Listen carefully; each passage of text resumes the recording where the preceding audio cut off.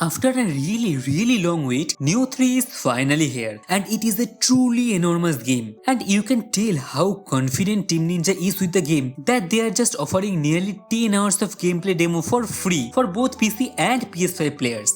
But as their track records have been with the series, when they didn't just copy everything they did in Nioh 1 into Nioh 2, but they made lots of changes and improved a lot. They did similar things with Nioh 3, where while you will see a lot of familiar mechanics Nioh is known for, there are a lot of new stuff on the table here. I have already played through the demo twice now, and if you don't have the time to play the demo yourself, I am going to lay out the new stuff they added in the game, how the open world system works compared to the mission based system in Nioh 2, how the combat feels, and how is the performance, so you can get a clearer picture of what Team Ninja is going for here.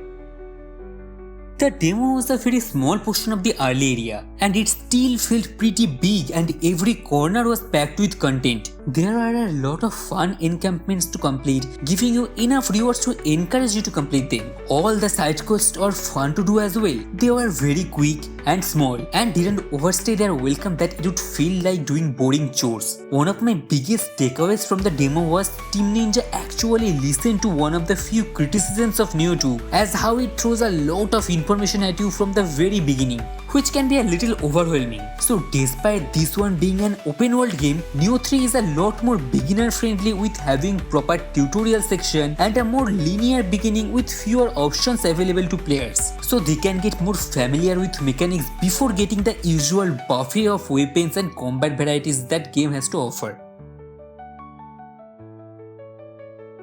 So the biggest change in Nioh 3 compared to Nioh 2 is that Nioh 3 is an open world game and not a mission based system like the latter. Now this was a big concern among older Nioh fans, as making a game open world doesn't always make it better. A lot of the times open world games just make the areas bigger for the sake of making the game feel big, but they just end up feeling hollow and bloated with nothing substantial to do in between areas. You know, like Ubisoft games. But I think Nioh 3 solves this problem by following an approach similar to Elden Ring, where majority of the areas won't be available to you at the very start of the game. Instead, they are divided into smaller sections, and you need to follow through the main quest to unlock the next region, or maybe you need to find a special ability that you need to reach the section that is unavailable to you. And this gives you a sense of progression, with giving you the options to explore the smaller sections as they are still pretty big and filled with enough stuff to do and enough secrets to find, so it doesn't feel like you are being restricted either.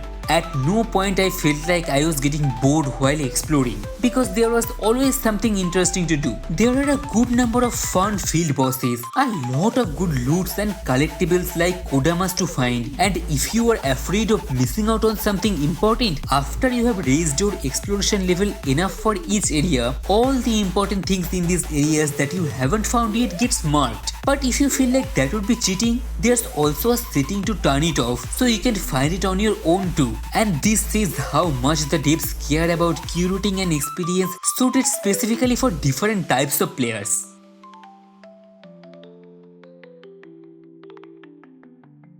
When it comes to combat, on top of having everything that worked for Nioh 2 on Samurai, we have a whole new playstyle with Ninja that it sometimes feel like you are playing a completely different game when you switch between them. And I mean it in a good way.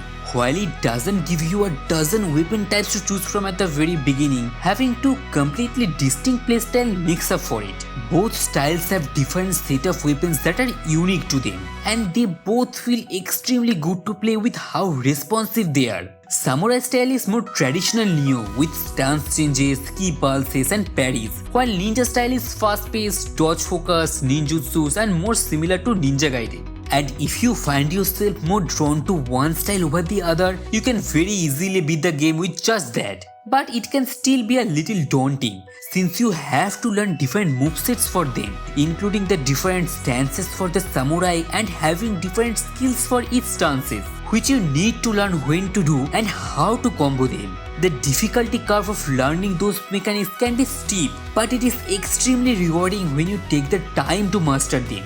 When it comes to difficulty, I do have to say it wasn't constant, and I did find it frustrating a little bit. while the bosses were pretty hard and extremely fun to learn, when it came to exploration, I never found myself to be in actual danger. Now it could be because it was very early game, but I was breezing through the areas without really worrying about dying or losing my progress, which I'm hoping would be amped up a little as I move towards the mid and end game areas. Nioh is known for having deep RPG mechanics with giving you so much options to make different builds according to your playstyle, and it is no different here. With both styles having their own unique skill trees, all the weapons being divided between the two styles and having their own skill trees themselves, different ninjutsus for ninja style, different skills for each stance of samurai style, the build possibilities are endless. But there is some concern here. I saw a lot of Nioh fans bringing up that since weapons are tied to each style, the weapons that are tied to ninja style have limited build variety compared to the ones in samurai style that gets different movesets and skills tied to each stance. I do think it was done to encourage you to use more ninjutsus, as they can be just as powerful and it gets replenished, so it gives ninja style its own unique identity. Now another big change was how soul cores work in this game as opposed to Nioh 2. Instead of getting their abilities for a moment, you can assign each soul core to either yin or yang position to either summon their respective yokai for a moment or give you additional buffs.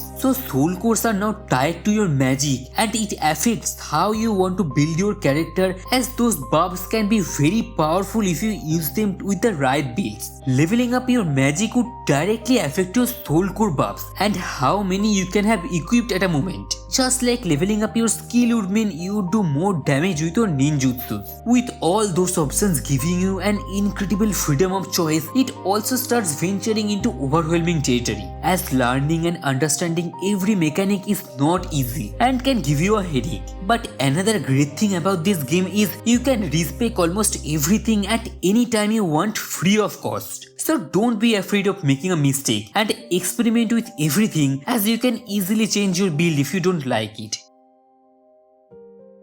I have played and recorded this game in base PS5 and it ran incredibly well. I haven't faced a single bug in the whole 20 hours I have spent in this demo. I haven't faced any single FPS drop either. The game looked really good even on a base PS5. So I would imagine if you have a higher end PC, it would look even better. The atmosphere looks amazing and suits the game's vibe extremely well. The different areas have their own identity with how they look and feel. There's a smooth transition between the animation of a long combo and returning to regular gameplay. And while I have not experienced this game on PC myself, from what I have gathered from the community, the PC optimization has also been done with extreme care as well. I even played the game on performance mode and not graphics mode, and it still looked incredibly well. And as someone who have played the alpha demo as well, I experienced firsthand how much they improved on the graphical aspect to make sure the game justifies its price.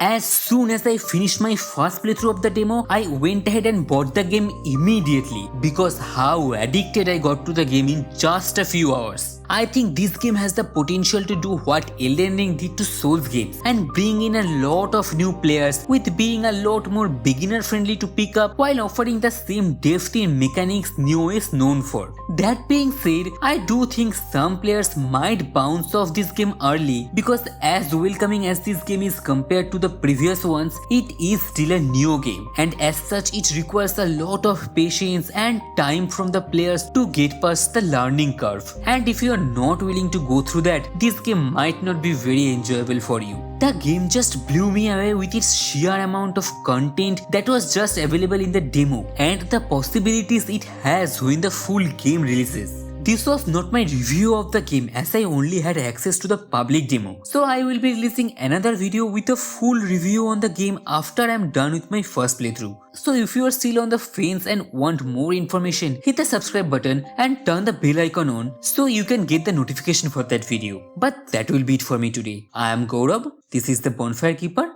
and I will see you next time.